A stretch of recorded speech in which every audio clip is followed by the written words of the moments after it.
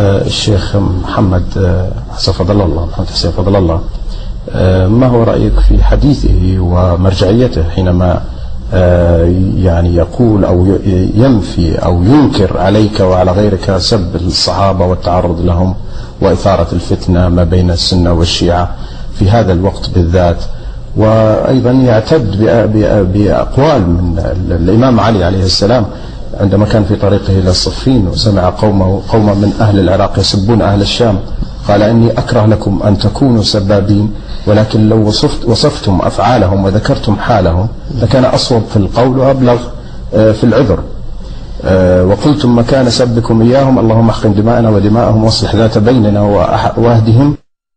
فأنت تجاوزت الأمر وتجاوزت حتى على الإمام علي، هذا اتهام موجود، وفضل الله في لبنان وله مرجعية كبيرة حتى في الخليج العربي، فهذا واحد من العلماء الذين أنكرت عليهم قولهم وعددتهم أنهم ليسوا بعلماء.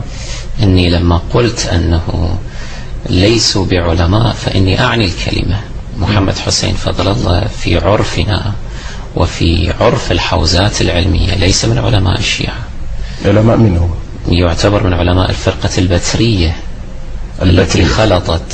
التي خلطت هذا اصطلاح عندنا. نعم. البتريون هم الذين يخلطون بين ولاية آل محمد عليهم السلام وولاية أعدائهم، وفضل الله علنا يترحم على أبي بكر وعمر، وهذا مناقض لأساس العقيدة الشيعية. العقيدة الشيعية لا تقبل بأي نوع من أنواع المصالحة مع أبي بكر وعمر، لأنه يعتبر هذان الاثنان ظالمين لأهل البيت عليهم السلام.